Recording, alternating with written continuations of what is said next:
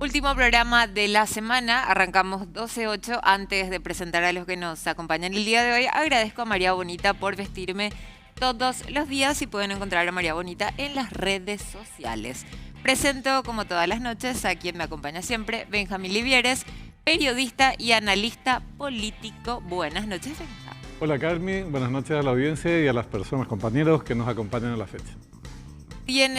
Tenemos la suerte de que nuevamente nos acompañe el día de hoy, la noche de hoy, Richard Moreira, gerente periodístico de Nación Media, que vino con su agenda para anotar. Buenas noches, como cada noche, Richard. Como cada noche. ¿Cómo Buenas estamos? noches, Carmiña, y también, por supuesto, un placer estar aquí en la mesa y un saludo a los panelistas que nos van a acompañar hoy. Muy bien. Está con nosotros también el arquitecto Gustavo Massi, ex director de infraestructura del IPS. Buenas noches, arquitecto. Muy buenas noches, realmente muchas gracias por la invitación y compartir con tan prestigiosos periodistas. Muchas gracias, me tomo por aludida. Y por supuesto, Héctor Alegre, abogado y periodista. Buenas noches, Héctor. ¿Cómo estás, querida amiga? Richard, arquitecto, Benja, realmente un gusto estar en esta casa que fue una de las primeras casas del edificio, al menos hace ya unos cuantos años atrás. Realmente un placer. Muy bien, tenemos muchos temas para hablar el día de hoy, así que les pido que estén bien, pero bien atentos. Pero arrancamos primero con este tema que vemos en pantalla. Fiscalía pide a juzgado desestimar denuncia contra ex titular del IPS por irregularidades. Esto el día de hoy nos enteramos y realmente a todos nos llamaba la atención. Y ¿qué dice por un lado el Ministerio Público, que ya solicitó a la justicia desestimar la denuncia contra Vicente Bataglia, el expresidente del IPS, y otras 5 personas por estas supuestas irregularidades durante la administración del ex titular de la previsional? Aproximadamente hay como un billón con B larga de guaraníes que no se sabe dónde están, qué sé yo, no sé. Y según los fiscales, no hay aparentemente ningún daño patrimonial. Pero, ¿qué es lo que está pasando, señores fiscales? Según la dirección jurídica del IPS, fue muy prematuro aparentemente ya pedir la desestimación, pero para eso están, por supuesto, los expertos para debatir sobre este tema. ¿Dónde está el dinero? Queremos saber los asegurados y, por supuesto, qué fácil que es la vida para esta gente, ¿eh, Benja? Sí, la verdad es que llama muchísimo la atención. Es una decisión que genera muchas dudas, la que adoptaron 3 fiscales del Ministerio Público al dejar sin efecto o solicitar que se desestime una causa que fue fruto de una denuncia de la propia Contraloría General de la República después de una auditoría practicada en el periodo 2022 y el primer cuatrimestre del 2023 en el Instituto de Previsión Social. Y cuando hablamos de montos tan grandes y además referidos a una serie de programas que tenían que haberse llevado adelante, que según la Contraloría no se efectivizaron, llama doblemente la atención. ¿En qué se basó el Ministerio Público o estos fiscales con quienes intentamos hablar, pero están llamados a silencio, para plantear lo que están planteando?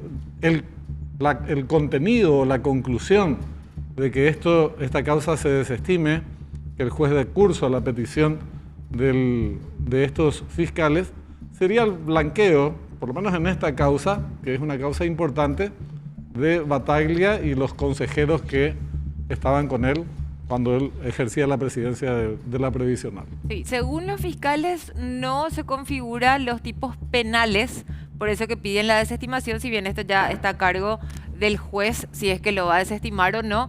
Yo escuché también hoy al director jurídico del IPS, creo que es el único que se pronunció sobre esto, diciendo que van a esperar, por supuesto, qué es lo que decide el juez, y también van a esperar porque hay todavía auditorías que van a presentar justamente en el marco de esta investigación para apoyar a la investigación del Ministerio Público. Por eso es que le parece muy prematuro pedir esta desestimación. Ellos van a esperar esta auditoría externa del IPS a ver qué es lo que decide el juez y a partir de eso, ¿por qué no volver a pedir una nueva investigación? Arquitecto, usted que sabe muchísimo sobre el tema de IPS, que trabajó en el IPS, que nunca tiene pelos en la lengua sobre estos temas, ¿qué piensa cuando lee el Ministerio Público pide desestimar causa contra Bataglia? Bueno, a ver, mi análisis, cuando yo me entero de esto, Empecé a leer y a ver, y es la causa que creo, corríjanme ustedes, el crédito que le autoriza el Senado de la Nación al IPS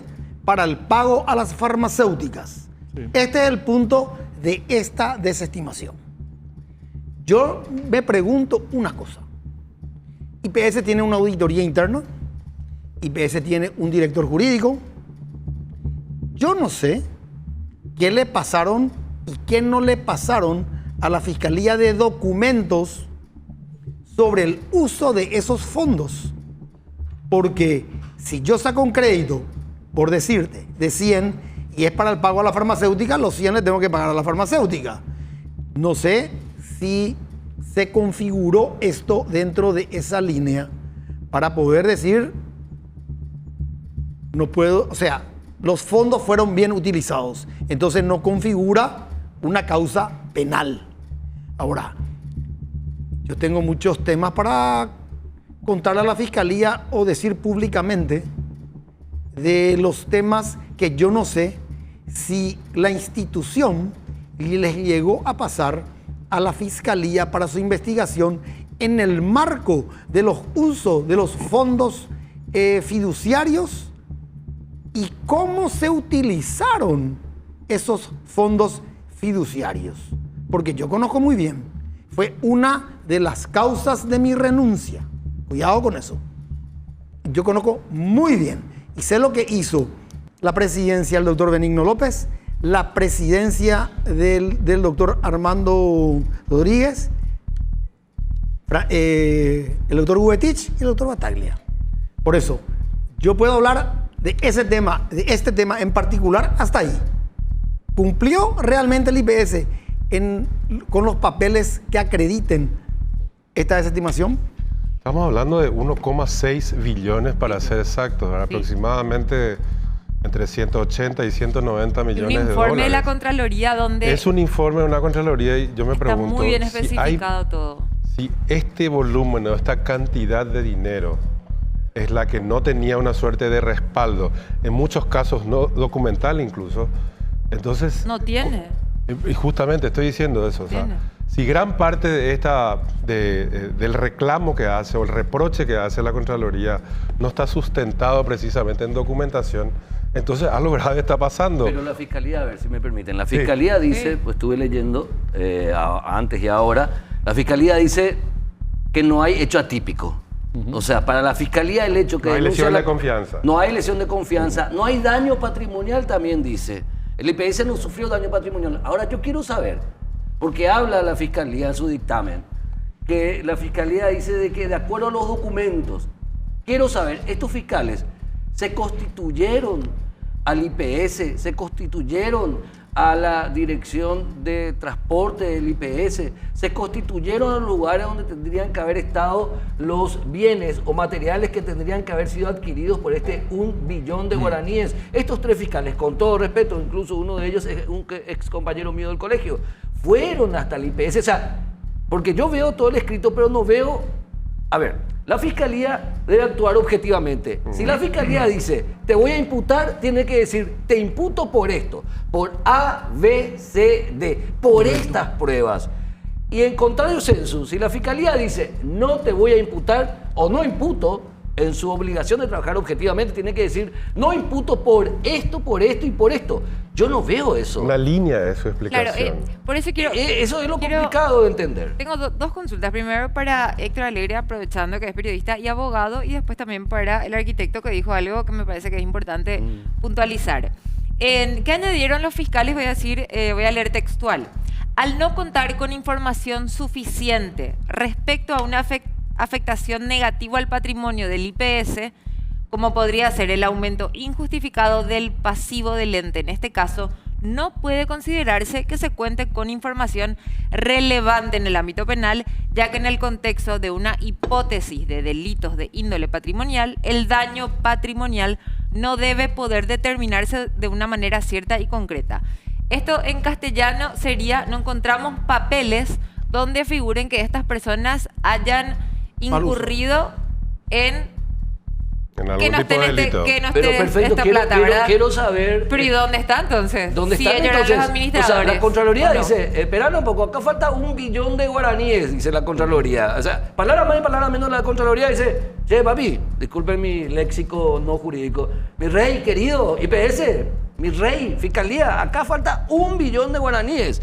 Y la Fiscalía, después de un año, y sin que exista un apuro procesal ni de plazo, la Fiscalía comienza a tener obligación de cumplimiento de plazo a partir de la imputación. Claro. Y ni siquiera había una obligación de plazo con relación al momento de la comisión del hecho. Tampoco, ¿verdad? O sea, ¿por qué la Fiscalía dice, acá no hay nada, y no espera el informe del IPS? O sea, a ver, la Fiscalía tiene la obligación de trabajar objetivamente. Hay 3 conceptos básicos que hacen a la aplicación de la justicia. Esos 3 conceptos son el hecho, lo que ocurrió, ¿verdad? Sí. Y ese hecho se analiza a través del derecho. Si es que eso que ocurrió se puede aplicar a una norma y si esa aplicación a esa norma está sostenida en una prueba. Hecho, derecho y prueba. Esos 3 elementos deben estar presentes en toda acción jurídica. Hecho, derecho y prueba. Lo que yo quiero ver acá es dónde está la prueba de la Fiscalía para decir, acá no ocurrió nada. Cuando hay un informe, una auditoría pendiente de entrega por parte del IPS. Eso por un lado. Eso es lo que me llama la atención. Aparte de todo lo que tiene la Contraloría, que bueno, todos nos quedamos realmente impactados cuando se presentó el informe de la Contraloría en este periodo. Un periodo bastante corto encima. Ahora, arquitecto, usted que estuvo en el IPS, y a mí me quedó algo puntual de su locución anterior. ¿Por qué usted renuncia al IPS? ¿Qué es lo que usted vio en qué administración y por qué se da su renuncia entonces? Bueno, a ver, yo veo todos los programas en general de la televisión paraguaya y me llama poderosamente la atención cómo en la generalidad del periodismo nacional no manejan hasta hoy día cómo fue el famoso fideicomiso de IPS. Cada uno dice lo que quiere, cómo quiere. Hoy aún confunden más y menos entiende el director jurídico del IPS. Calculen lo grave que estoy contando. Okay. ¿Por qué? Porque en el IPS se hicieron 4 fideicomisos. El primer fideicomiso se hizo en la gestión del doctor Benigno López. 324.000 millones de guaraníes. En esa época se recibieron 14 obras que estaban paradas y no había forma de continuar porque no existían los fondos. 14 obras que venían del 2010 de la presidencia de Fernando Armindo Lugo y de Federico Fruto después. Federico Franco. Se crea el fideicomiso con conocimiento, escúchenme bien esto, de el actual presidente de la República, que era ministro de Hacienda, y del expresidente de la República, Horacio Cartes.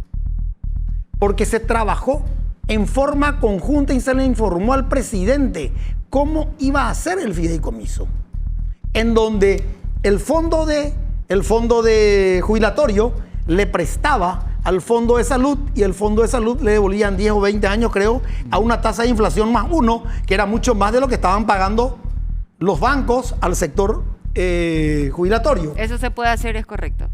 ¿Cómo? ¿Eso se puede hacer y es correcto? Sí, se puede hacer. Okay. Permite porque la ley le permite, dice que uno tiene que volver sostenible los fondos jubilatorios. Ahora, ¿a dónde llega esto con su renuncia? Explicar, por eso estoy explicando. Ese es el primer fideicomiso. Terminamos las 14 obras, entre ellas Ciudad del Este, Heredada y Ingavi, que era un pozo, como ustedes...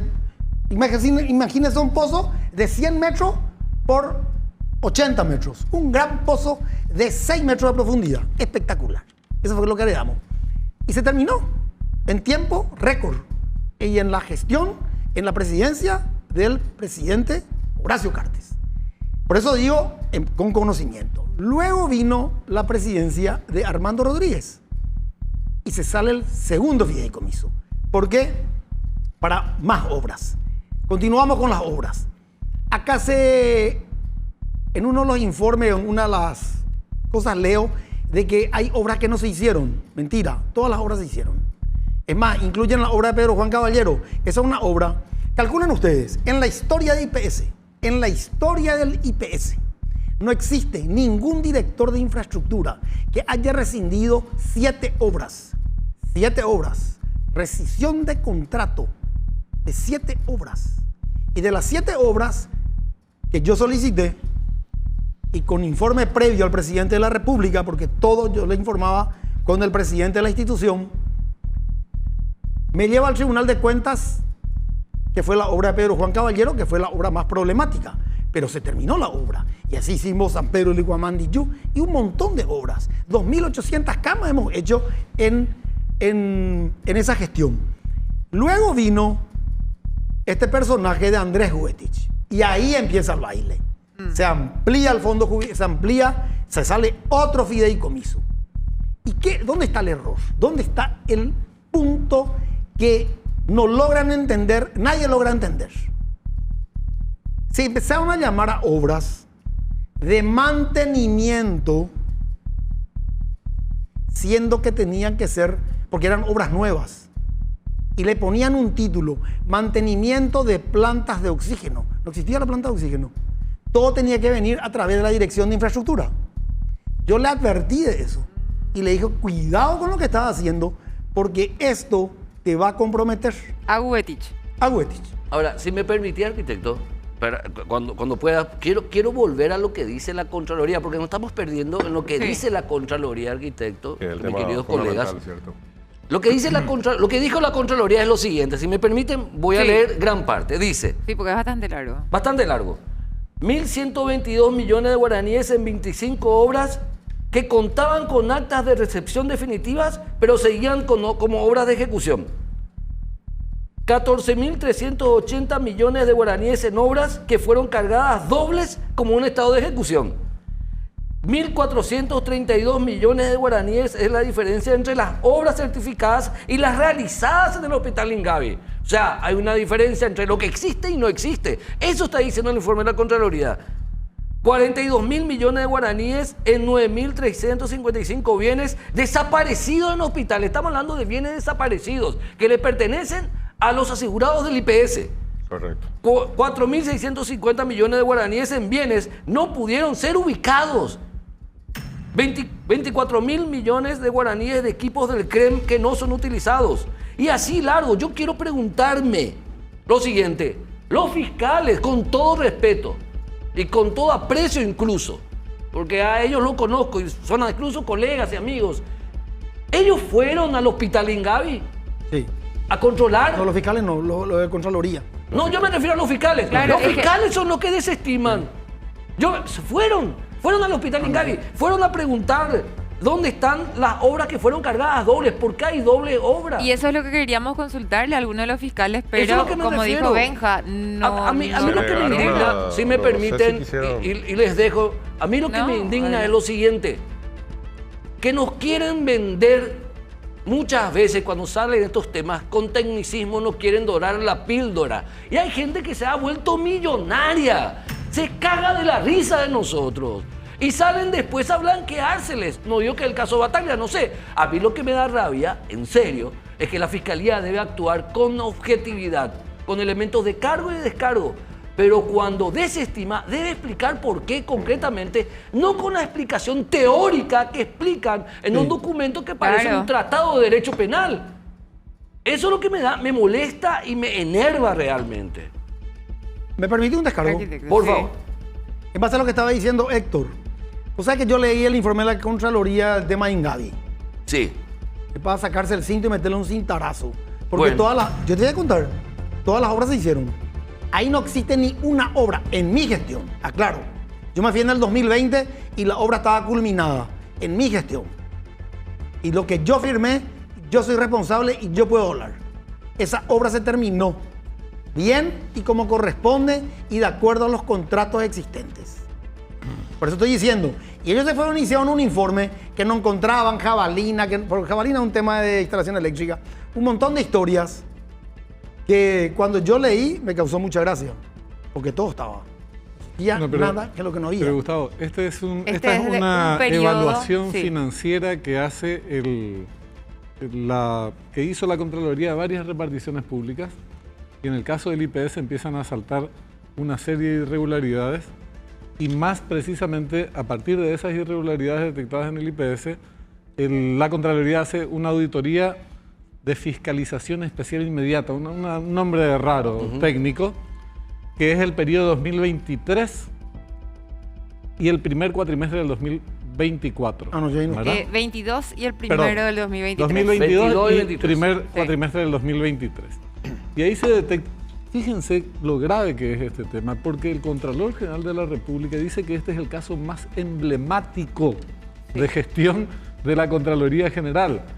Y la Fiscalía le dice, pero acá no hay nada. Y estas No se personas configuran los tipos penales. son blancas Y- palomitas. Pero, es lo a que ver, está pero diciendo la a ver, Contraloría. te puede Es lo que dice decir- la Fiscalía. La Fiscalía te puede decir, mi querido colega, te puede decir, pero que te tiene que explicar, tiene que la demostrar, obligación. no solamente explicar. Sí, Tiene que lo tiene que demostrar. demostrar. Acá no hubo. Pero lo a que ver, te digo, Héctor, mirá, la Contraloría General de la República viene de un proceso de reconocimiento institucional al extremo de que se elaboró una nueva ley para que tenga más poderes, que esto, que aquello y que lo otro. Define como su caso más emblemático el del IPS. Sí. Y sale el Ministerio Público y le desmiente. Si es verdad lo del Ministerio Público, hay que echarle al Contralor, porque es un charlatán, mentiroso. Y es más, hay que denunciarle por falsa denuncia. O es un ¿verdad? operativo blanqueo total. Oh, exactamente. Descubrí. Estamos ante un caso nuevamente, de los muchos que hubo en nuestro país, en nuestra historia política reciente, de blanqueo grosero. Ahora, a costa del IPS, que hay que decir, qué institución fenomenal. Sí. Porque resistir tantos embates, tantos saqueos... Recordaba el arquitecto que es el de año locos. pasado, en la etapa final del gobierno anterior, precisamente, algunos legisladores promovían un proyecto de ley de rescate, en cierta forma, de poder endeudar al Banco Central 250, hasta 250, hasta 250 millones. millones de dólares para poder cubrir las deudas que se tenían con las proveedoras, llámense farmacéuticas, de insumos diversos. ¿Qué pasó con esa plata Peor, también? Bueno, Richard, eso iba peor. La deuda no solamente no se canceló, y o sea, como- el pretexto que se utilizó para endeudarle al IPS en aquella ocasión fue que no le falten medicamentos a los asegurados, sino que los medicamentos siguieron faltando y la deuda, en vez de disminuir, ya no te digo eliminarse, en vez de disminuir, se duplicó. Entonces, estamos hablando de sumas verdaderamente millonarias. ¿Querés una suma millonaria? Sí, pero 12-8 nomás, Héctor. No, Está no, es subiendo. que, ¿sabes qué pasa? Porque, Cami, ¿sabes qué Ok. pasa? Perfecto, No, 12-8. pero viste que tengo que decir por alguna 12-8, vez perfecto. el nombre A del ver, es programa. contradictorio, vos conociéndome hace tantos años, que me invites a un programa que se llama 12-8 Pero a y mí. déjame así, 12-8. Ah, bueno, te dejo. El tema es que el chiste lo pagamos nosotros con nuestros impuestos, ¿eh? Sí. Y mientras unos pagan abogados caros para salvarse de la cárcel y salvar sus millones recaudados de manera ilegal, no sé si este es el caso de Bataglia, nosotros seguimos pagando impuestos y seguimos pagando un servicio público deficiente. Desde hoy, hablando de plata, en contrataciones, esto lo dice la Contraloría, no lo dice Héctor Alegre. Contraloría.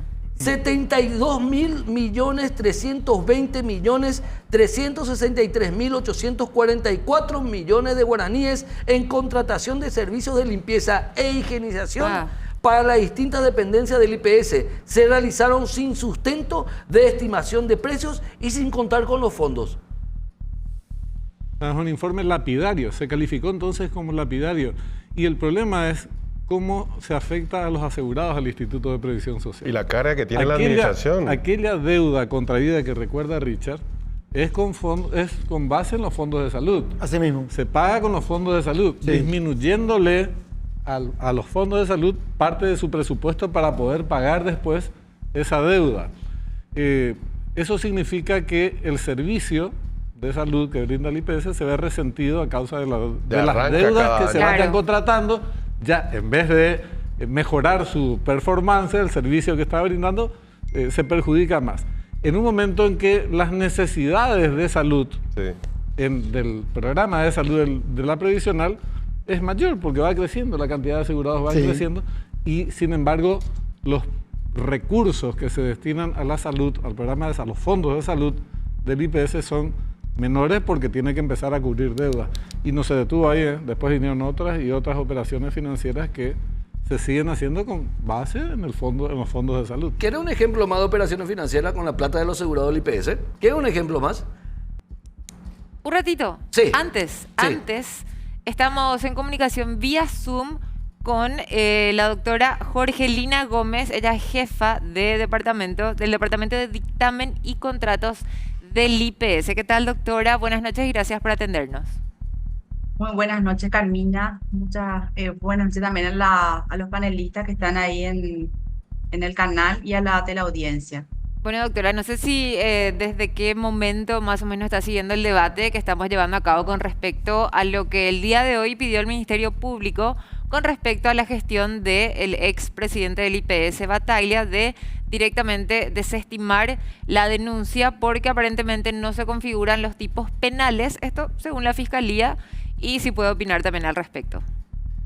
Sí, bueno, Carmina, el reporte 53 de la Contraloría General de la República hace hincapié en unos hallazgos en ese momento cuando se empieza a analizar el presupuesto del IPS. Resulta ser de que el saldo inicial de caja es lo que se aumenta, al parecer, para poder acceder a mayores líneas de crédito. Hay que tener en cuenta el momento en el cual se hace también ese informe. Era una época de transición en donde un gobierno estaba cediéndole el espacio al otro. Entonces es normal, creo yo, que en toda transición los equipos de trabajo quizás inician las tareas y no tienen toda la información a mano. Seguramente habrán asumido personas en el área financiera que no tenían toda la información y cuando se piden todas las informaciones que tenían que respaldar, no se encontraban. Independientemente de ese contexto que hay que analizar, están los hallazgos que realizó la Contraloría en ese momento. Ellos hablan de que no coincide el balance general de los presupuestos del 2022 y del 2023 con los saldos o con las cuentas que fueron pagadas. Yo no sé si ustedes recordarán, pero fue algo muy mediático cuando el Ministerio Público le emplazó al IPS para que remita toda la documentación, todas las facturas y órdenes de pago que tenía el IPS con sus proveedores. No sé si recuerdan que vino un camión en la caja central y se fue toda la documentación ahí. Quiero creer que quizás ese contexto hizo de que en el momento en que la Contraloría empezó a pedir informes, a pedir documentos, quizás ahí hubo una descoordinación y no se pudo cumplir en tiempo y forma. Por eso es que surgieron también esos hallazgos. Pero independientemente de esa salvedad, para nosotros en este momento resulta también una sorpresa de que el Ministerio Público haya desistido y sin tener todos los informes, porque internamente para nosotros la auditoría interna sigue haciendo su trabajo de investigación y ellos ya desestiman la denuncia y dicen de que no hay un hecho relevante desde el punto de vista penal. Jorgelina, ¿el IPS es parte de esta causa? ¿Es denunciante también o la denuncia fue vía Contraloría y después ya inició la tarea de investigación la Fiscalía? Es así como están indicando. Empieza la Contraloría con los hallazgos, con esos informes, y cuando asume la nueva administración en agosto de este año, se encuentra con estos informes de Contraloría, porque ustedes saben de que la Contraloría da un periodo a las instituciones para que puedan hacer su descargo, y ahí es donde las nuevas autoridades que asumen a partir de agosto del 2023 se encuentran en la titánica tarea de tener que dar respuesta a esas observaciones. Producto de eso es que el IPS, al encontrar estos hallazgos de la Contraloría, de una manera ordenada y queriendo encontrar la manera de responder eso, por una cuestión de prudencia administrativa, hace la denuncia también ante el Ministerio Público, de manera que la Fiscalía pueda también intervenir y pedir la documentación que en ese momento no se encontraba. Jorgelina, querida colega Héctor Alegre te molesta y saluda.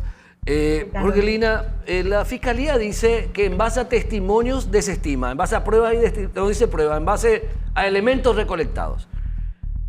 Vos en esta investigación de la Fiscalía, como jefa del Departamento de Dictamen, ¿fuiste llamada a declarar ante el Ministerio Público?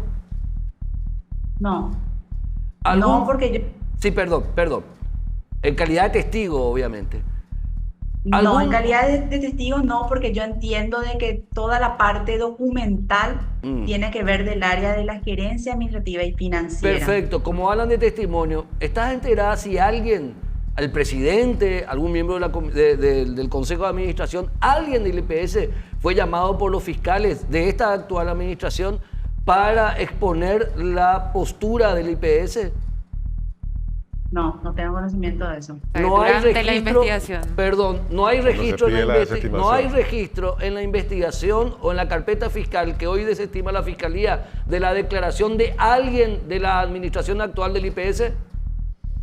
Yo entiendo que lo más probable es que hayan pedido informes y esos informes hayan llegado de las áreas técnicas. No, como habla de testimonios, no sé el testimonio de quién entonces Claro. tienen los fiscales para desestimar. Hola Jorgelina, ¿cómo andamos? Tanto tiempo. Buenas noches, ¿qué tal? Jorgelina, me llama poderosamente la atención de que yo ya no estoy ahí hace 4 años, pero me fijé en los precios que se pagaron para mantenimiento en la gestión de Vicente Battaglia y realmente me asusta porque jamás en mi vida, mira que lo llevamos con mucha prudencia en nuestra administración, y dije yo, ¿cómo es posible que les lleve tanto tiempo poder analizar un sistema de rubro que para mí es muy sencillo, porque 2 más 2 es 4? Y otro tema que también me llama la atención, la dirección de mantenimiento se fue a terminar obras que eran de la dirección de infraestructura.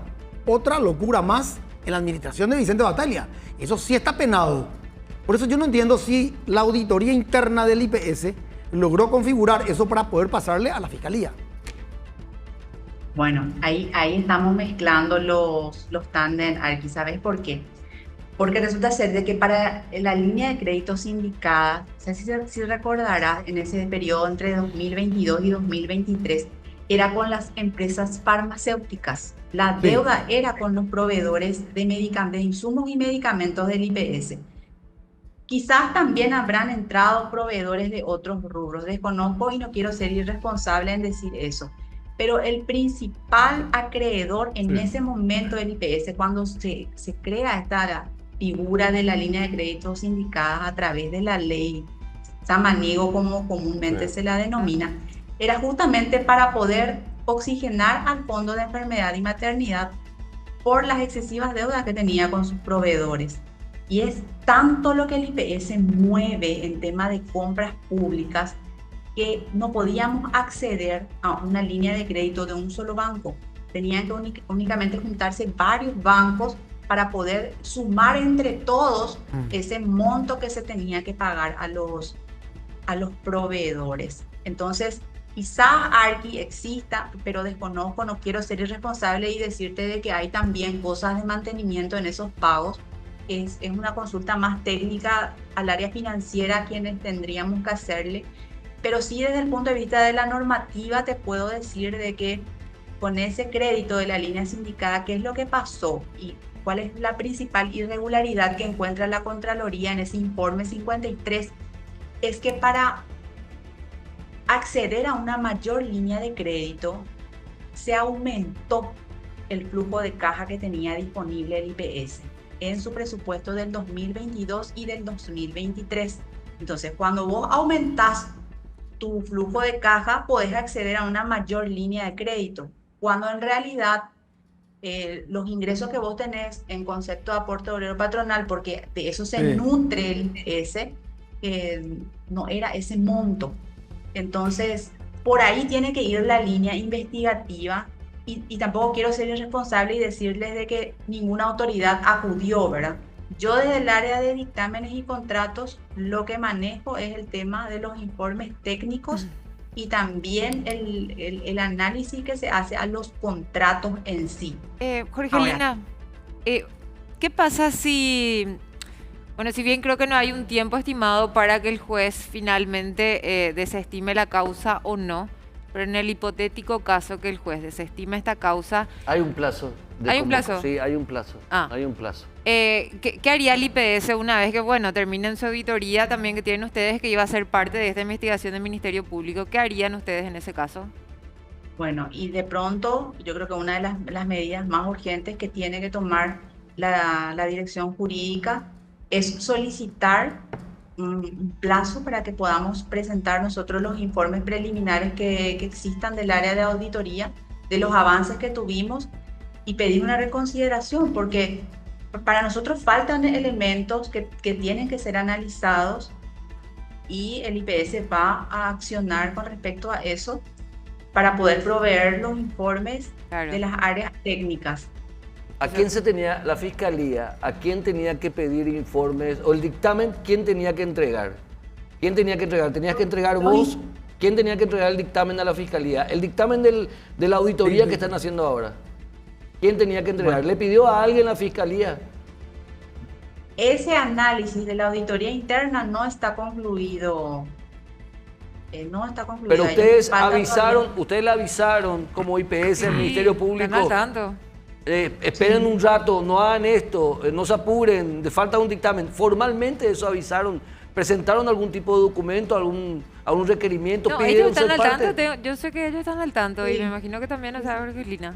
Sí, pero formalmente si vos no presentás como un escrito no existís. corre plazo. Sí, No corre eso es lo que plazo. pasa, que no podemos Claro. hablar con los fiscales. De igual forma, Jorgelina, te agradezco por tu tiempo, por esta comunicación, y sobre esto vamos a seguir hablando, por supuesto. Gracias por tu tiempo. Gracias a las órdenes. Gracias. Hablábamos Hasta con luego. la doctora Jorgelina Gómez, ella es jefa del departamento de De dictámenes. dictamen y contrataciones. Sí. Ahí Ahora, está. acá este no es un caso cualquiera, que igual sería importante si se trata de una empresa determinada o de un Yo no sé cómo la gente no está ciudadano indignada por esto y determinado se indigna por otras contra cosas. otro. Acá estamos hablando de una entidad que, según la Contraloría General de la República, fue tremendamente afectada y es un ente muy importante al cual están asegurados muchísimos paraguayos. Entonces, no puede ser simplemente una comunicación, se solicita la desestimación, jaupa. No, acá tienen que haber muchas explicaciones y fundamentaciones por parte del Ministerio Público, y esperemos que el juzgado, no le preguntamos quién era el juez, pero ya lo sabremos, y vamos a intentar hablar también con el juez, no acepte ese pedido de la Fiscalía. Como mínimo que se amplíe un plazo para que la investigación sea razonable. mayor. El tema si que- después se el demuestra tema- que esta yo- gente yo- es el yo no sumum sé de si la el IPS eficacia, es parte. perfecto, ¿verdad? Porque esta es una denuncia contra Bataglia, es fiscalía contra Bataglia, por hablar así. Es ¿no? Contraloría, Contra la Bataglia. denunciante. La contra denunciante. Bataglia, sí. Yo no sé si IPS Por eso le pregunté si era parte, tomaba alguna o participación si activa denunció o el IPS esto. no. No es denunciante el IPS. Bueno, y ese es un grave error de la dirección jurídica del IPS. Tendrían que haber sido, el IPS tendría que haber sido parte, tendría que haber pedido ser parte del expediente como denunciante o como querellante. Tendría que haber pedido. Sí, dice el juez penal de garantías de delitos económicos, pero no sé el nombre del juez. Me queda un minuto. ¿Existe la forma, arquitecto, que tenga la capacidad de síntesis en un minuto decir por qué renunció? Porque muchas vueltas de hoy no llegamos a traer el punto. Porque me iba a haber comprometido en el mal manejo de los fondos fiduciarios de la forma que estaba manejando Andrés Huetich. Y me querían hacer firmar documentos que yo no iba a firmar. Y sobre todo, yo estaba llevando adelante una licitación que se terminó, que fue el Centro del Adulto Mayor, el Bungermini, que yo había culminado y le pasé al Consejo para que aprueben, y ellos estaban en contra de el dictamen que nosotros pasamos como administradores del contrato, y lo que hicimos el llamado a licitación y la sugerencia que le dimos al Consejo, porque ellos querían que gane otra empresa. Y eso generó una polémica, y yo le dije que yo no iba a firmar, porque si en 4 años, en 5 años, nunca tuve una protesta en ninguna licitación, porque ellos querían convertir en mi fortaleza en debilidad, nunca. No iba a permitir eso. Entonces renuncié. Muy bien. ¿Algo más? ¿Alguien más? ¿Podemos irnos a la pausa? Yo estoy 12-8. 12-8, se calmó. El Extraordinario. arquitecto Le nunca pusieron, está le pusieron algo en 12-8. el café. Algo le pusieron en el No, café. acá- Yo creo que alguien le puso un calmante al café y me calmé. Está muy bien, está muy bien. Total, yo no estoy asegurado del Mejor un IPS. calmante que una Me acción. encantaría que la gente tenga esa indignación selectiva, pero por cosas importantes, como por ejemplo este tema del IPS y no por pavadas que seguramente vamos a estar tocando también aquí en el próximo bloque, así que ya volvemos aquí en 12-8. Estamos en 12-8 y estamos todos en 12-8. Esta pausa ya nos sirve para ir calmándonos un poco y para que vean que hoy jueves, último programa de la semana, vamos a hablar de distintos temas y sobre todo este tema súper, pero súper interesante. Adelante, señorita directora. Directora. Ahí está. La asamblea de FELABAN refleja el gran interés en Paraguay. Esto está hoy en Tapa de la Nación. Y también el encuentro de la Federación Latinoamericana de Bancos, asamblea de la FELABAN. Paraguay será centro del sector financiero internacional y sobre esto también, ¿por qué? Porque la gente quiere saber qué está pasando en el país con respecto al sector económico, a los bancos, a las inversiones y por supuesto nosotros también tenemos que hablar con una experta en esto que en breve se va a comunicar. Vamos a estar con ellas también a través del Zoom, Richard Moreira. Sí, así mismo es. Efectivamente, este congreso, que es el número 58, se va a desarrollar en nuestro país la próxima semana ya. Realmente las actividades ya empiezan a partir del lunes, pero las principales van a tener que ver con el próximo fin de semana. Esto se va a verificar del 9 al 12 de noviembre venidero. Esto se va a realizar en dos sedes. Una es la del Hotel Sheraton y el otro el Paseo de la Galería, donde van a estar representantes de 60 países, entidades bancarias, organismos crediticios internacionales. O sea, va a haber un montón de personas que van a estar vinculadas con el mundo bancario y financiero, así que va a ser, por supuesto, un evento de gran envergadura y de gran importancia, en un contexto muy importante para el país. Nosotros venimos de un crecimiento económico hace 20 años aproximadamente, con una serie de medidas que se tomaron a nivel económico y con, digamos, cierto rigor en la aplicación de estas medidas económicas que, bueno, son el resultado. Hoy esto desemboca en el grado de inversión de parte de una de las calificadoras más importantes a nivel mundial, que es Moody's. Evidentemente, ese contexto despierta, aunque no es una bala de plata, definitivamente despierta un gran interés el país en todo lo que pueda ofrecer y en todo lo que puedan encontrar el capital inversor, en este caso, que pueda venir hacia nuestro país. Y qué mejor plataforma que esta que de la FELABAN, ¿verdad? Ahora, para los que no manejamos el mundo bancario, ¿verdad? No estamos en este mundo, pero queremos entender más o saber más qué es la FELABAN, para que doña Petrona en su casa también entienda. Es la Federación Latinoamericana de Bancos. Bueno, reúne a todas las entidades bancarias de la región. Así que bueno, estamos hablando de muchísima gente, estamos hablando de unos 1.400 representantes repito, de entidades bancarias de distintos países de la región. Así que vamos a ver a mucha gente el próximo fin de semana en nuestro país. Los hoteles están, ¿cómo dirían los brasileños? Lotados. Están prácticamente agotados. Estamos hablando, la organización comentaba el otro día que son entre 16 y 17 hoteles lo que van a recibir y van a cobijar, digamos, a estas personas que van a estar viniendo. Van a venir representantes del Fondo Monetario Internacional, del Banco Interamericano de Desarrollo, lo que era antes el Crédito Andino de Fomento, hoy se llama el Banco de Inversiones de América Latina, la CAF. O sea, estamos hablando de una serie de instituciones que otorgan créditos y tienen, digamos, mucha determinación en lo que tiene que ver para las distintas políticas que aplican los países en la región. ¿Quién mejor que Liz Kramer, presidenta de la SOBAN, presidenta ejecutiva de la SOBAN, para darnos más detalles sobre lo que se viene? Buenas noches, Liz, gracias por atendernos. Buenas noches, Carmiña, un saludo para toda la gente, para ustedes, para sus televidentes también y aquí a las órdenes. ¿Qué representa, Liz, si nos puedes contar que Paraguay sea sede ahora de la FELABAN, como estábamos del Congreso, sí. Del Congreso de FELABAN, como estábamos diciendo recién, más allá de que, bueno, para el sector hotelero también se encuentra todo lleno, como nos decía Richard, pero aparte de eso, la gente quiere saber qué es lo que pasa en Paraguay desde el punto de vista económico. Bien, este es un evento que se hace cada año, es la asamblea anual. Es un evento que se hace un año en Miami y otro año en un país de Latinoamérica.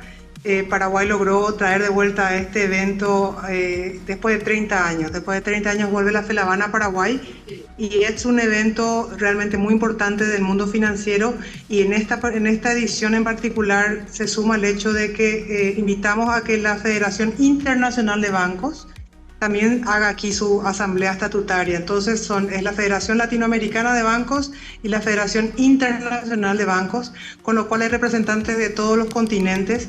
Hay 1.400 inscritos, un poco más de esa cifra. Les escuché un poquito antes de entrar que hablaban de 17 hoteles, ya vamos por 18. Ya realmente superaron todas nuestras expectativas. Y es un evento que empieza ya a llegar la gente a partir del 6 de noviembre, pero en su parte central va del 9 al 12. Aquí en Asunción, la sede es el Sheraton y el Centro de Eventos Galería. Y es realmente unos días en los que todo el sistema bancario local va a tener la oportunidad de interactuar con bancos y instituciones financieras a nivel global. Pero estas instituciones también vienen a hacer negocios entre sí, o sea, tienen citas de negocios de estas 600 instituciones desde la mañana hasta la noche. Y luego, aparte de eso, hay una agenda académica con temas de relevancia para el sector. Así que realmente una gran vidriera para el Paraguay en lo que es el mundo financiero. Ahora, si me permitís, Presidenta, Héctor Alegre te molesta y saluda. Antes que nada, muy buenas noches. Un gusto, Héctor. Mucho gusto, querida. En el primer trimestre de este año, 25 millones de operaciones se realizaron en el Paraguay solamente en el sistema QR. 25 millones de operaciones financieras en los primeros 4 meses del año a través de QR, lo que habla de que el Paraguay está migrando aceleradamente a la banca digital, a los negocios digitales, y también lo que significa también, obviamente, la universalización y la accesibilidad del mundo financiero al ciudadano de a pie. Y eso es también algo relevante que Paraguay puede mostrar como un ejemplo de inclusión financiera, Presidenta, ¿verdad? Sí, evidentemente es un norte al que todo sistema financiero busca llegar, en el sentido de la inclusión financiera. Ya en otros países, inclusive con un nivel de penetración mucho mayor, el nuestro ha dado un despegue importantísimo en los últimos años a través del sistema, justamente el CIPAP, donde la banca matriz invirtió en la parte central y la banca privada invirtió en conectarse y en facilitar eso a través de una experiencia accesible para el ciudadano. Y hoy a través del teléfono se pueden abrir cuentas bancarias, a través del teléfono se pueden transaccionar. Esas cifras que usted mencionó, justamente de repente vamos a hacer un asado esta noche y ustedes 4 veo que están ahí, bueno, manda cada uno un aporte, son 4, y luego yo pago otra a los proveedores, es una quinta operación, y así es que se construye ese volumen tan grande de transacciones. Y la gente hoy está pudiendo, digamos, acceder desde la comodidad de su celular a la quizás a la primera vez que accede a una cuenta, y a partir de ahí le cambia la vida, porque hoy podemos pagar hasta los peajes con QR, ¿no?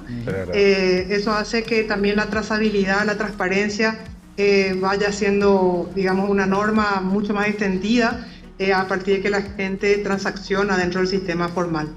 Y la inclusión financiera es uno de los temas que se abordan en esta asamblea, igual que los sistemas de pago es otro de los grandes temas que se abordan en otros países y otras regiones. Ya están interconectados los sistemas de pago entre los países.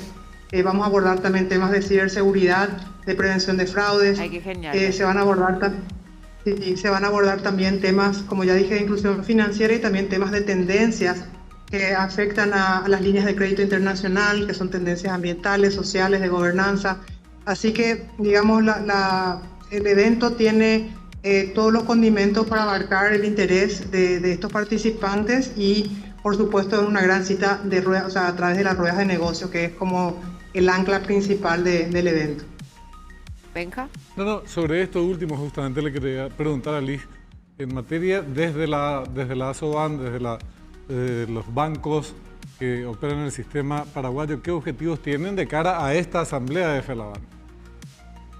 Bueno, nosotros como Asociación de Bancos del Paraguay, la ASOBAN es la institución anfitriona, somos los miembros de la Federación Latinoamericana de Bancos, y nuestro objetivo, primero les digo, estábamos en 900, nos habíamos puesto la meta de 900, ya vamos por 1.400 participantes y digamos se considerará exitosa en la medida que los participantes disfruten de todo el programa con agilidad, con eficiencia, con comodidad, confort. También les estamos brindando unos programas sociales muy acordes a este tipo de eventos de gran porte.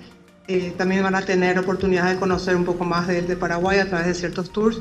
Entonces, la expectativa que tenemos es de que sea realmente de honrar la confianza de la FELABAN en realizar este evento en Paraguay, que para los participantes sea exitoso y que lleven la mejor imagen del país y que el país aproveche la vidriera que se constituye este evento, porque van a venir los medios financieros, o sea, los medios especializados del mundo financiero, van a venir las calificadoras de riesgo, además de los organismos multilaterales. Así que una gran vidriera y una gran oportunidad, y creemos nosotros que estamos haciendo realmente el mayor esfuerzo para que todo salga como esperamos y sea exitosa en todos sus órdenes. Yo sé que está corta de tiempo, Liz, pero una última consulta de parte del arquitecto Masi. ¿Qué tal, Liz? El arquitecto Masi te habla. Te quiero hacer una consulta que me llama, y no sé si ustedes cómo están evaluando, porque yo siempre sigo muy de cerca el tema de que Paraguay fue declarado un país de inversión por parte de una de las calificadoras. Y en el evento que hubo en Paraguay de compromiso con la prosperidad, SUMIP, leí el informe de Carolina Caballero, que es directora asociada de Standard & Poor's, y donde ella da unas recomendaciones para que Paraguay suba el escalafón y que realmente ellos nos puedan declarar a Paraguay país de inversión. Y ella dice que el país puede seguir avanzando hacia la mejora por parte de la Standard & Poor's, resolviendo algunos retos estructurales, como la institucionalidad, el desarrollo y profundización del mercado de capitales y la sostenibilidad fiscal. ¿Creen que estamos llevando adelante esas recomendaciones? Sí, hay que significar, aprovechando un poco a traducir esto a todo público. Hay 3 calificadoras principales, digamos así, tenidas en cuenta por los grandes capitales a la hora de definir hacia dónde van. Algunos capitales, algunos fondos de inversión no pueden por normativa propia invertir en países que no tengan grado de inversión. Entonces algunos con una de las calificadoras ya pueden invertir en Paraguay, otros necesitan de 2 calificadoras por lo menos, y otros son aún más rigurosos, necesitan de por lo menos 3 calificadoras que nos den el grado de inversión. Entonces, a partir de la primera obtención ya llegamos a otra liga donde tenemos la oportunidad de competir por esos capitales. No es algo inmediato, sino que es como una credencial que te permite acceder a un espectro del mercado de capitales. Pero sin duda ese espectro es mucho mayor y tenemos que seguir haciendo la tarea como país, y eso estamos involucrados todos en llegar a esos objetivos, para que las otras calificadoras también nos den ese voto de confianza como país. Creo sin duda alguna que a nivel normativo, a nivel, del esfuerzo que se está haciendo del sector privado financiero, los índices de solvencia del mercado, la normativa de nuestro sector, estamos haciendo nuestra parte, y hay todo un conjunto de otros factores que miran las calificadoras, que obviamente ya escapan al mundo financiero per se, pero que miran como el país como un conjunto. Y en ese sentido creo que vamos por el camino, y de hecho la calificadora que mencionaba estabilizó la calificación, esta vez una buena calificación en el grado inferior inmediato inferior, pero nos dan, su visión de lo que para ellos consideran necesario para poder darnos esa nominación. Así que creo que juntos como país vamos a ir en ese proceso, sin duda alguna. Muy bien. Gracias, Liz, por esta nota y por su tiempo, y éxitos en la Asamblea de FELABAN 2024. Muchas gracias de verdad por esta oportunidad. Cordial saludo para ustedes. Igualmente. Hablamos con Liz Kramer, presidenta ejecutiva de la ASOBAN, sobre lo que se viene también ahora con todos los ejecutivos de los bancos y todos los hoteles llenos ya, y después seguramente tendremos más información sobre lo que va a ocurrir en estas fechas. Vamos a este tema. Atención con esto, porque poco o nada se está hablando del señor Zamura, quien esta semana se dio a conocer que el Tribunal de Brasil rechazó la extradición de este señor a Paraguay. él pudo convencer a la justicia brasilera de que es brasilero. Eu sou brasileiro, dijo. Así como en su momento vino acá Ronaldinho y fue Ronaldito, era paraguayo. Bueno, Zamora le fue a decirle eu sou brasileiro y está libre. Pasaporte paraguayo. Está libre. Hoy este señor está libre en el Brasil. ¿Y qué pasó con la extradición? Aparentemente, supuestamente, suponemos que los fiscales, en su momento, o el fiscal que pidió la extradición, parece que no presentó todos los documentos requeridos. Benja, vos tenés información sobre esto. Zamora es llamado, su nombre es Jorge Teófilo Zamudio González, ustedes lo recordarán. Este señor estaba privado de su libertad en Brasil, como dice Carmiña, fue liberado y se rechazó previamente el pedido de extradición al Paraguay. ¿Por qué Paraguay pidió la extradición? En 2019, el 11 de septiembre, para ser más preciso, del 2019, iba a dar una audiencia en la que tenía que declarar a su lugar de reclusión en la costanera de Asunción, la proximidad de la costanera de Asunción, un grupo comando de miembros pertenecientes a su organización criminal, el Comando Vermelho, lo libera. Y en ese procedimiento que él se da la fuga, es asesinado el comisario Félix Ferrari. Se da la fuga de Zamora y 2 años después es recapturado en Brasil, en el 2021. Ahí lo detienen, pero lo procesan por tenencia de arma. Un delito menor. Delitos menores, tenencia de arma y falsificación de documentos. Empieza una discusión si es paraguayo o brasileño, de qué nacionalidad es. Finalmente prevalece la tesis de que es brasileño y por eso se rechaza la extradición, porque según la legislación brasileña, los ciudadanos brasileños no son extraditables. Según la Constitución Nacional brasileña, el brasilero no es extraditable. No es extraditable, ¿verdad? Ahora, ahí se plantea un tema muy serio, de mucha importancia, y es cómo una persona, independientemente de su nacionalidad, en este caso brasileño, puede venir a nuestro país, cometer un crimen, fugarse, cometer otro crimen, porque él estaba preso por tráfico de 375 kilos de cocaína en Concepción, ¿verdad? Se había desarticulado parte de su grupo, de su organización criminal en aquel operativo. Se fuga, le mata a un comisario, va al Brasil, 2 años después queda libre. Sí. Hay casos, hay antecedentes, esto no es así, obviamente. El lunes quedó libre. Si no, los brasileños vendrían a hacer cualquier fechoría a Paraguay y volverían a su país. La pregunta es por qué el Ministerio Público no trasladó toda la causa que se tiene en Paraguay contra este señor, contra Zamora, en Brasil, al Brasil. Hay que explicarle a la gente. Hay antecedentes. Claro, hay que explicarle a la gente. Una cosita nomás y redondea. Sí. Hay varios casos. Marcelo Piñeiro, ustedes se acuerdan, Piñeiro alias Piloto. Sí. Para no irse extraditado al Brasil, él no se quería ir al Brasil, le mata a una chica. Estaba cumpliendo condena en Paraguay. Le mata a su pareja, o sea, el tipo quería quedarse unos 20, 25, 30 años más, aunque sea, pero que se quede en Paraguay. Se va extraditado y se traslada la causa al Brasil. Y en Brasil se le sigue el mismo proceso. ¿Por qué no se hizo eso en el caso de este señor? Es una gran interrogante y tal vez por eso el Ministerio Público guarda tanto silencio al respecto, porque también insistimos mucho. Sí. El fiscal de la causa original, Roy, ya no es fiscal. Sí, dijo que ya renunció al Ministerio Público porque quisimos hablar con el fiscal original, hoy tenerlo aquí presente. Dijo que él ya renunció al Ministerio Público, que hoy es un abogado del ámbito privado y que ya no... Roy. Roy. Sí, y que ya no tiene nada que ver ni con temas narcotráficos. Y, bueno, pero el Ministerio Público tendría que salir a aclarar, dijo, a decir qué pasó.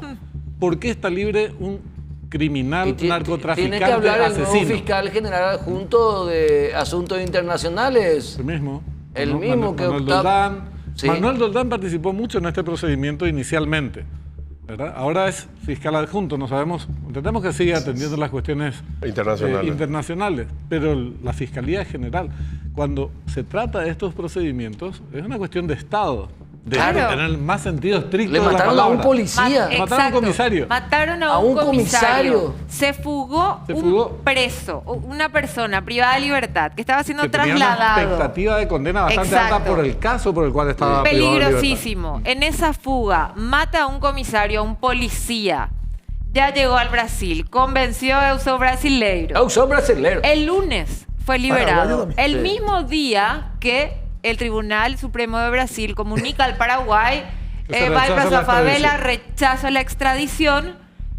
¿Y qué quiere decir eso? Que, para que la gente entienda también como estábamos explicando, si bien los brasileños no son extraditados de su país, pueden ser juzgados en su país. Claro, Sí. absolutamente. Si es que se Ahora enviaban está todos los libre. documentos, él podía ser juzgado en Ahora está Brasil libre. por esa causa, Entonces la pregunta por el es- asesinato que cometió en Paraguay. Pero él está libre ya, A debe ver. estar en alguna playa en Río de Janeiro, no sabemos. Atendiendo que se sabía que Zamora tenía esa doble nacionalidad, porque tiene... ¿Dónde se sabía? Si supuestamente La era acá fiscalía de- sabía.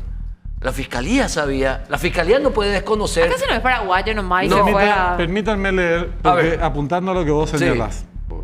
El Ministerio Público de Paraguay, esta es una noticia de hace ya bastante Un tiempo, tiempito atrás. deberá presentar toda la documentación posible, valedera, para quebrar los argumentos brasileños que presentó Zamora. Ahí se discutía todavía su nacionalidad.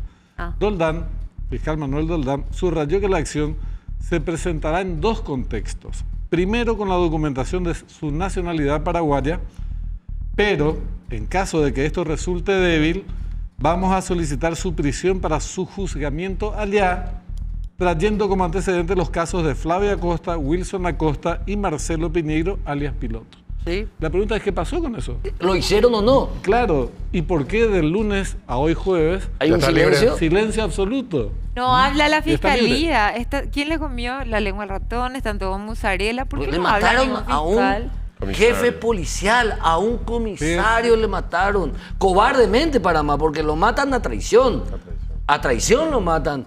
Y el tipo responsable de eso está libre. Y nosotros nos vamos a quedar callados. Y la Cancillería no va a decir nada. Es que no, por eso decía yo, no es que no se está hablando ni siquiera mucho de este tema. Tampoco. Y vuelvo a decir, perdón por la palabra, la gente se indigna por pavadas o de repente está en agenda hablar más de pavadas que de este tema muy importante. Quiere decir que, por lo visto hoy, pueden matar a un policía y años después, se fuga esta persona y no pasa nada. A lo mejor dejemos Queda abierta una, como- dejemos abierta una A ver. ventanita de que por ahí haya habido una acción del Ministerio Público, que se hayan Pero hubiesen hecho las hubiesen gestiones hablado. del caso y que la justicia brasileña, que tampoco se caracteriza por ser muy honesta, haya hecho algún arreglo con este tipo. Es la hipótesis más difícil. Yo no es la creo. más difícil. Pero no es improbable. Pero no es absolutamente improbable. Entonces, aguardemos o reclamemos, mejor dicho, que el Ministerio Público dé la cara y diga qué Por lo qué menos el pasó fiscal acá. general del no, Estado. el fiscal general. Le tiene que llamar a su par del fiscal general brasileño y decirle, che, ¿Por qué le liberaste si ¿por qué le estábamos liberaste a un haciendo- tipo que le mató?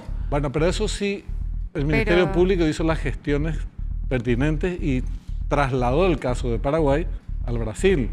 Miren ¿Y que si acá no está lo hizo? condenado por 300 o está procesado por 375 kilos Ahora, de cocaína. si y no lo además hizo en su sería fuga, grave, ¿verdad? Más grave mató al todavía. comisario. Comisario. Pero el fiscal Gravísimo. pero el fiscal ya debería de haber salido al éter Sí. sobre este tema y calladito me veo más bonito. Y capaz que Teófilo ya esté en Concepción plantando soja. Sí, soja especial. Soja Una especial. soja que se puede fumar. Hoy en reunión de producción nos planteábamos, ¿será que va a venir acá? Plantita ¿Será que verde. no? ¿Qué Plantita esto? verde. Plantita verde. Pero ¿vendría realmente acá Claro que otra sí, eso vez? hace teniendo todo- ¿Vos todo decís lo que que- sí? Sí, obvio. Ya está en Concepción. Ya está. No sé por Y qué. esta- acá- su- mira, su- yo tengo mis dudas. Porque, La penitenciaría donde él porque estaba era 4 horas hacia ojalá el viniera este. acá. Ojalá viniera acá. Porque acá Ok. tiene muchas causas pendientes con la justicia. Saluda a Decía, Samira, Zamora. no solamente por el tema del tráfico de drogas, sino por el homicidio de un... Y su fuga, sino también por el homicidio De un jefe policial. Entonces, allá está obteniendo impunidad. Está logrando impunidad. Y nunca se habló Va a de la pasar la liberación. clandestinidad seguramente en Brasil. Ustedes saben, le voy a contar un detalle. Ustedes saben que esa audiencia no tenía que realizarse en el Palacio, que esa audiencia tenía que haberse realizado vía telemática. Ay. ¿Eh? Sí, no, ahí hubo algún arreglo terrible. Y lo mismo de repente, había sido, le trasladaron equivocadamente, le trasladan a Zamora equivocadamente, no tenía que haber sido trasladado ese día, la audiencia tenía que ser telemática. Llega al Palacio y en el Palacio le dicen, ¿vos qué hace acá? ¿Quién ordenó el...? ¿Cierto? Sí, se hablaba y no de se esa hace la posibilidad. audiencia. No. Ahora, ¿Quién? fíjense... No se hace la audiencia, le llevan y ahí se la emboscada. Miren, entonces, miren pero- cómo sigue esta historia, o A cómo ver. siguió en aquella época, mejor dicho, la historia. Esto fue 11 de septiembre del 2019. Hace 5 años. Se presume que él se escapó vía del aeródromo Arrayán, situado en Areguá. Sí, señor. Ah, encima. Un año después, 8 de octubre del 2020, ese aeródromo es allanado por Marcelo Pecci y decomisa varias avionetas y un helicóptero de la Argentina que nunca se explicó muy bien por qué estuvo tanto tiempo en Paraguay sin que la DINAC haya averiguado, che, vos entraste pero no saliste nunca, ¿verdad? Bueno, pero las avionetas en particular son decomisadas por el fiscal Pecci. El fiscal Pecci después devuelve a sus supuestos propietarios esas mismas avionetas.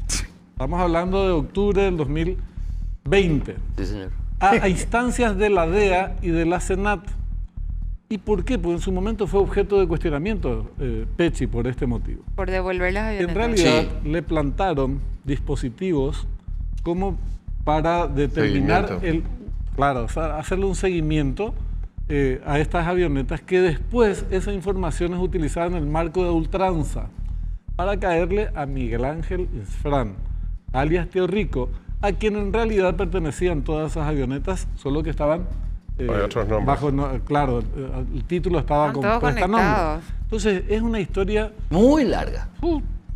Y que había- ¿verdad? y de Tío Rico. Muy interesante, muy importante. Y Zamora, que es el que se fue por esa vía, evidentemente tenía la colaboración de esa organización criminal paraguaya que estaba operando ya desde entonces en nuestro país. Y ahora el tipo está en libertad. Está en Concepción, o está en Ciudad del Este, o está Ah, en tomando Río- caipirinha en tomando Río caipirinha, Janeiro. sí, sí, Y un ratito estará en la playa, por lo menos después está en la cárcel, qué sé yo. Más allá que Así pueden es que decir, a hay Ahora, comodidades. a Emiliano Rolón le agradeceríamos mucho que No, unas cuantas cosas se que el fiscal comunique general. con la la bondad. opinión pública y cuente cómo ¿Cómo es es este asunto? posible A lo que mejor- un narco poderosísimo que está detrás, no solamente del asesinato, y me hago cargo, no solamente está detrás del asesinato de un jefe policial, sino eventualmente es parte de una organización que tal vez está detrás del asesinato de Marcelo Pecci? ¿Me hago Así cargo? mismo, claro. ¿Me hago cargo? Es así. Hoy día está libre. Hoy día está libre. Si Manuel Doldán no llegó a impulsar, aunque sea el fiscal que estaba a cargo, no llegó a impulsar el caso como se debía en No el quiere Brasil, hablar. ese tipo tiene que ser enjuiciado por el jurado de enjuiciamiento de magistrado ayer, porque es gravísimo. Un narco asesino libre. Libre. Sin polvo y de polvo y paja. A nadie le calienta nada. A nadie le Vamos importa a nada en ver, el vamos a programa. ver. A nadie Por le eso importa dejemos nada. una partecita Pues de tienen la- que hablar, de la tienen que ventana Dejémoslo abierta ahí, dejémoslo ahí. Pero, y aguardemos o reclamemos, como decía, pero que una hable. declaración o información que brinde el Ministerio Público para echar luz sobre este tema. Sí, que si se fue- hizo, qué se hizo y qué fracasó, razón por la cual igual se concretó la libertad de este tipo en territorio brasileño. Y si no se hizo, ¿quién no hizo? ¿Y cuáles son las consecuencias de eso? Para esto sí es pesada la prensa. Y sí, vamos a pesado seguir que insistiendo hasta recibir respuestas, porque en algún momento algún fiscal tiene que responder y si no, al fiscal general del Estado se le va a llenar la carpetita y no va a terminar nunca esa conferencia de prensa cuando encima le gusta hablar y enseñar sobre derecho. Ahora, Héctor, vos dijiste que el día que se fuga Zamora, Sí. esa audiencia no tenía que haber sido en el Palacio. No. Pero alguien tiene que solicitar, firmar y... ¿Quién fue? Autorizar. Autorizar. Si tenés ¿El memoria. juzgado? ¿Quién Lo fue? único que yo me acuerdo. ¿O no querés terminar como Yo el no quiero. comisario? No quiero. Que No, parezca mi un seguro de accidente. vida todavía es muy Pero y si liviano. eso es una cuestión de buscarlo. No, pero lo que siempre se comentó, esa audiencia no tenía que realizarse. Tenía que ser telemático. Tenía que ser telemática esa audiencia. No tenía que realizarse la audiencia de Zamora. No tenía que realizarse. Estuvo todo preparado para la fuga. Y además el traslado tampoco tenía que darse en las condiciones en que se dio. Y estaban por muy el lugar por donde se desprotegidos fueron. los que formaban parte de ese operativo, de ese traslado. Bueno, y las consecuencias fueron terribles porque cayó asesinado un jefe policial. Muy bien. Mientras nos vamos a la pausa, voy a recurrir al archivo a ver quién fue la persona que solicitó o autorizó esa audiencia que no se tenía que haber realizado el día que se fugó Zamora y que asesinó a un policía. Pausa aquí en 12:08 y ya volvemos. Muy bien, continuamos. Silencio. Continuamos en 12:08. Ahora sí, seguíamos investigando sobre Zamora. Acá unas cuantas cosas encontré. Pero vamos a cambiar el tema de acá. ¿De qué hablamos ahora, señorita directora? Ahí está. Lo que decía hoy el Procurador General de la República señalaba que el Metrobús no debió parar y responsabiliza obviamente a Mario Abdo y a Arnoldo Vince. Y ya se encuentra con nosotros vía Zoom el Procurador General de la República, Marco Aurelio, como uno de los grandes emperadores de Roma. ¿Qué tal, Procurador? Buenas noches. Muy buenas noches, Carmiña. Un gusto estar contigo y todos los que nos ven y escuchan. ¿En qué contexto, si bien muchos sabemos que la paralización, digo bien, de las obras del Metrobús tiene que ver con Mario Abdo Benítez y el ministro Vince, que hizo todo un show llorando, ¿cómo olvidar eso? Ahora esté con propiedad, puede decir por qué y le responsabiliza directamente a este gobierno y a ese exministro. Gracias, Carmiña. Sencillamente porque las razones jurídicas y económicas que se alegaron resultan ser completamente falsas, son completamente diferentes de lo que se ha argumentado cuando se decidió rescindir el contrato y destruir todo lo construido hasta ese momento. Entonces, es por esa razón. Los argumentos jurídicos, según los argumentos del laudo y lo que fue determinado en la resolución del Tribunal Civil hasta ahora, demuestran que no se tenía la razón jurídica.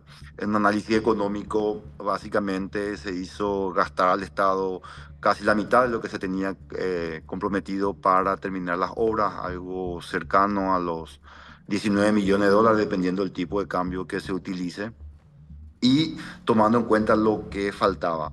El análisis que particularmente nos hacemos desde la Procuraduría es que esto se pudo deber a una cuestión política que le privó al Estado de contar con una obra de envergadura que iba a permitir la modernización del sistema de transporte tan necesario para la capital y el área metropolitana.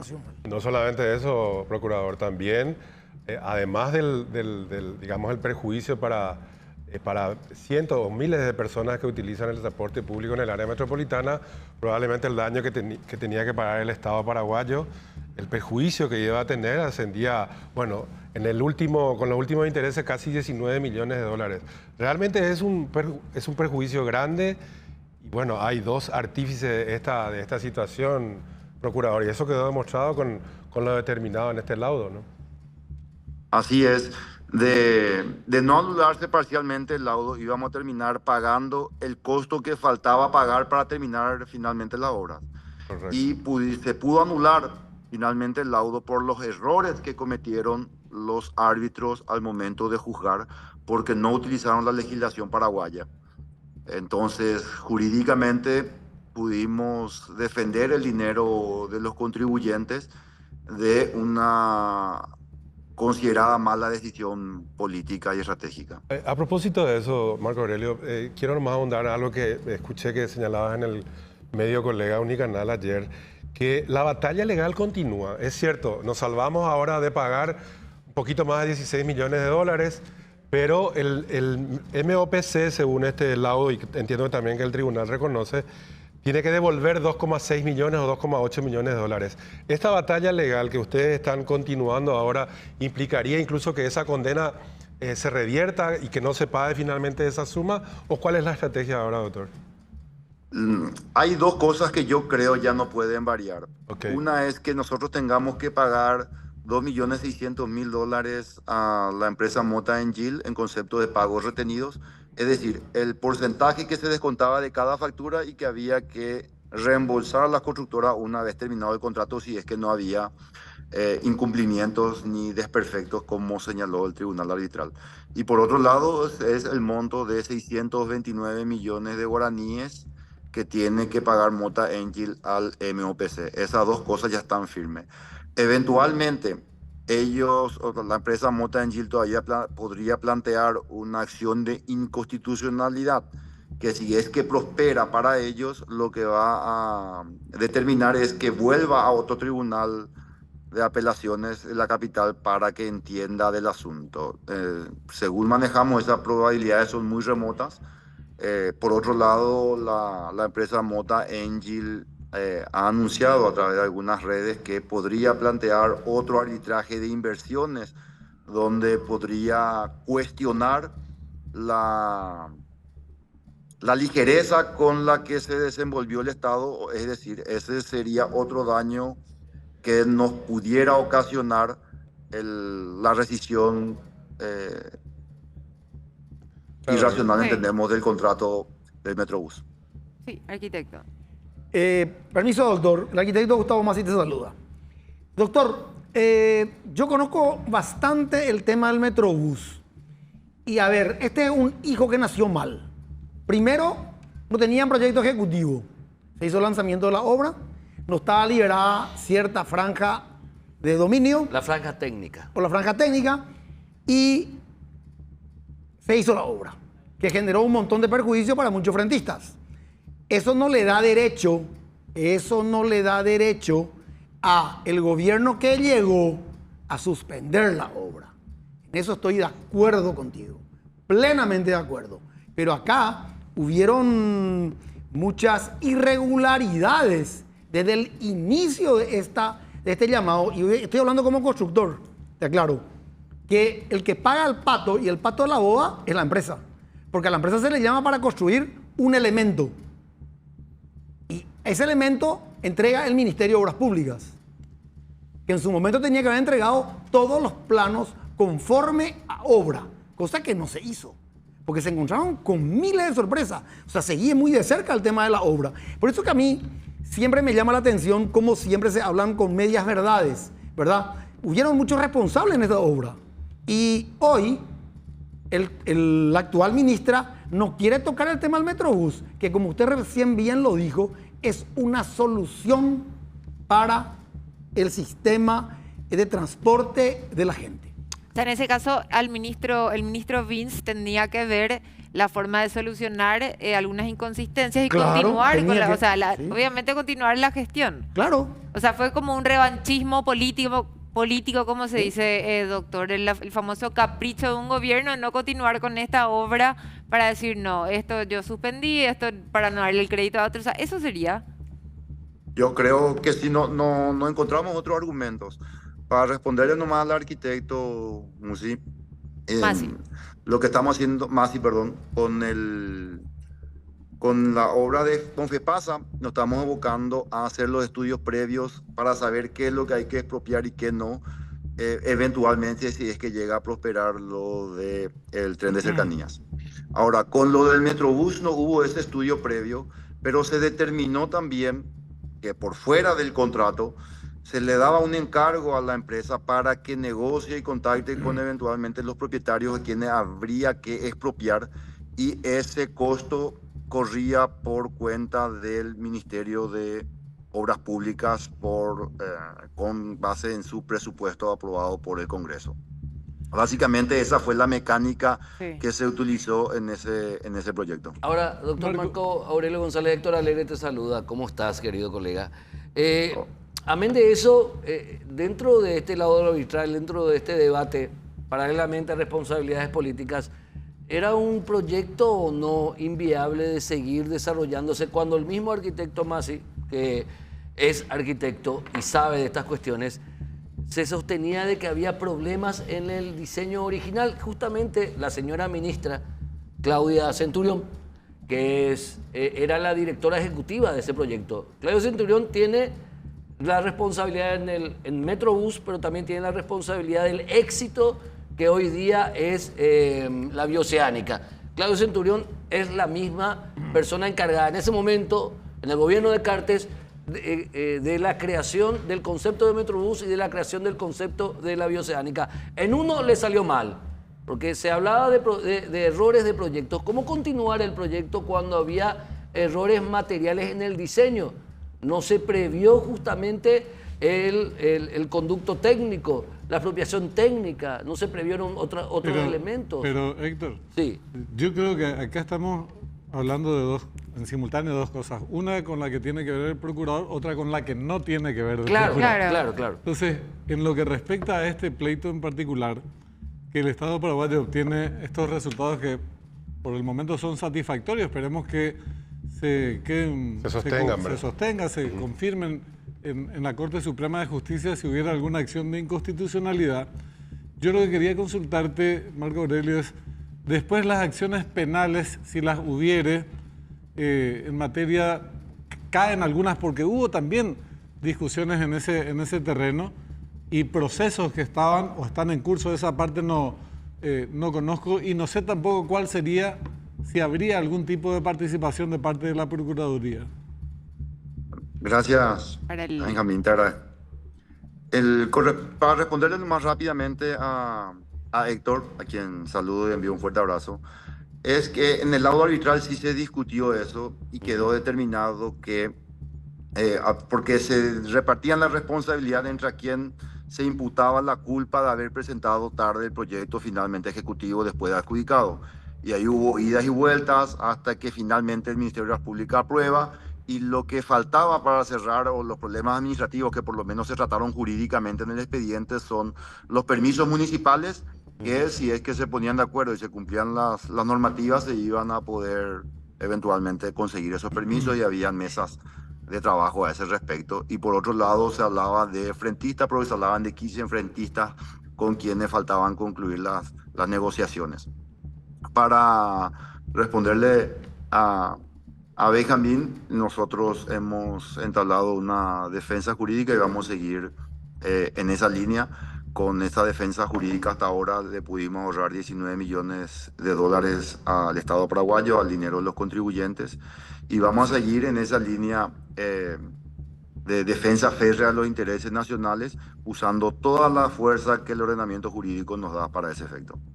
Por último, de mi parte, doctor, si bien la responsabilidad hoy por hoy se la da del fallido Metrobús al expresidente Mario Abdo y al exministro de Obras Arnaldo Vins, Arnoldo Vins. No sé. En algún momento, por este capricho de revanchismo político, se le puede cobrar a ellos en el sentido de si hay alguna causa penal, algo de que efectivamente ellos fueron los responsables de esta deuda del Estado hoy. Gracias, Carmiña, y te agradezco otra vez porque me sirve para completar la respuesta de Benjamín. Y es que sí, la Procuraduría tendría acción una vez que se determine la sanción penal o una vez que se determine que estas personas cometieron un hecho punible, como por ejemplo de lesión de confianza. Una vez que eso se determine y se cuantifique el monto, allí la Procuraduría va a tener acción para exigir que ese monto estas personas eventualmente le devuelvan al Estado paraguayo, o le paguen, le retornen por el daño ocasionado. A la puta, pero eso corresponde primero que el Ministerio Público impulse para que luego la Procuraduría tenga acción. Muy bien, le agradecemos por su tiempo, doctor. Muchas gracias. Gracias a vos, Carmiña. Hablábamos con el Procurador General de la República, Marco Aurelio González. Sí. González Tengo un problema ahora con los apellidos. Una cuestión, para discutir en otra ocasión, acá con los compañeros que hoy están presentes en calidad de panelistas, se satanizó tanto el Metrobús, tanto. Finalmente no se hizo, cayó. Pero se llamó Metrobús un transporte rápido de buses, que por ejemplo sería muy eficaz en lugar del tren de cercanías, que cuesta 300 y pico de millones de dólares. Tenés toda la razón del universo. Esto cuesta, cierto, es mucho menos oneroso, mucho más rápido de implementar. Pero usando el mismo recorrido. El mismo recorrido. El mismo recorrido y sin descartar la posibilidad a futuro que se pueda hacer el tren de cercanía. Pero es todo un tema. Entonces vamos Veraviersi, equipo Veraviersi. El que no vio ese programa se perdió la clase que nos dio el arquitecto Veraviersi. ¿Sí? Ingeniero. Sí. El ingeniero Veraviersi, Team Veraviersi, nos quedamos todos acá. Yo no vi, lastimosamente me encantaría mirar un poco, porque yo no estoy tan de acuerdo. ¿Por qué? Fácil. Sí. Porque el recorrido del Metrobús... Pero no era Metrobús lo que él dijo, era otra cosa. Perdón, el recorrido del tren... Del tren. Al tren no queremos. Ya tiene la trama, ya tiene el trazado. Sí. Si vos querés aplicar el tema del Metrobús del lado norte, para que llegue la gente hasta el centro de la ciudad, tenés que generar todo un sistema de infraestructura Pero mucho que más. no lo tenés. No sé. Para el tren tampoco tenés. No, para el tren tenés. No, y tenés espacio, más nada. Espera, Y la gente que vive... y levantas. Justamente. Tipo Es un China. sistema mixto. Y eso dijo Verabiersi. Un sistema mixto. ¿Viste? Sí, Ahí pero está. eso refería O sea, Algo así. yo conozco, o sea, tengo bastante idea, bastante Pero él se refería a figuras Eusebio dentro de lo que Ayala. tiene que ser un sistema Bueno, pero... de solución. Ahora, es cierto, cuesta mucha plata. Pero yo lo que tengo que abrir el mercado y que venga todo el mundo. Y no tiene que ser solamente 50 kilómetros. Si eso después vos tenés que expandir y tiene que ser Y hay un que tener sistema de todo. carga y Lo que transporte. pasa- Tipo, Gustavo, no, es por nada, Lo que Gus, pasa, el Gustavo. arquitecto, sí. No, lo que pasa es que nosotros somos un país con muchas limitaciones en materia de recursos de disponibilidad financiera. ¿Cierto? Y la única necesidad no es el transporte. Tenemos necesidades en áreas de salud, de educación, Sí, pero- de vivienda. Pero esperá. Entonces, tenés que distribuir los escasos recursos que tenés, estableciendo prioridades y administrando estas realidades. Lo del metro, lo del tren de cercanías, 350 millones de dólares. El Estado paraguayo. Últimamente nomás hablamos de cientos de millones de dólares como si fueran nada. Nosotros no tenemos esos recursos. Por Entonces hay eso. que endeudarse. La pregunta es, está bien, cuando tengas mayor disponibilidad, hace no solamente hasta Ipacaraí, hasta Ciudad del Este, Claro. de Ciudad del Este a Encarnación y de Encarnación a Asunción.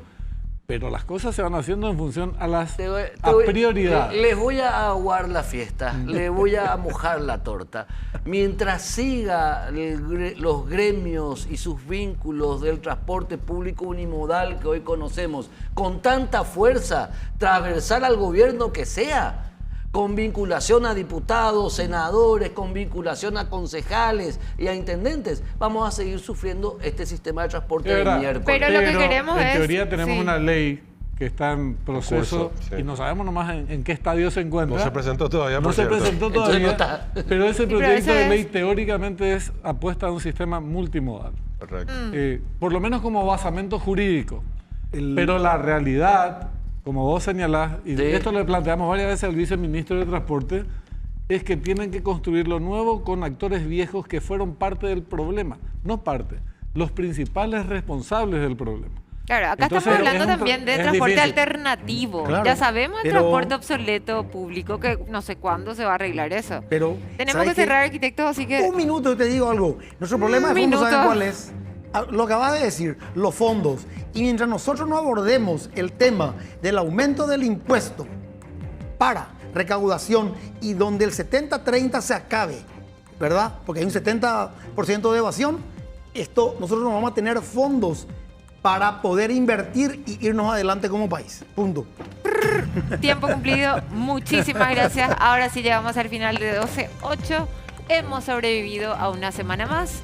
Cuarta semana de 12-8. Mañana cumplimos un mes, pero por decreto mañana no trabajamos porque no trabajamos los viernes. Gracias, arquitecto. Al contrario, un placer haber estado con ustedes. Gracias, Héctor Alegre. Pero un verdadero placer Te realmente esperamos estar con mis queridos siempre. colegas. Gracias, Richard Moreira, Un gusto, como como siempre, siempre. un gusto. Y gracias, Benja, como siempre. Igualmente, Carmen. Nos encontramos el lunes y sobrevivimos a Halloween a las 19 horas, 12-8. Feliz Día de las Brujas, ¿eh? Muchas gracias, igualmente.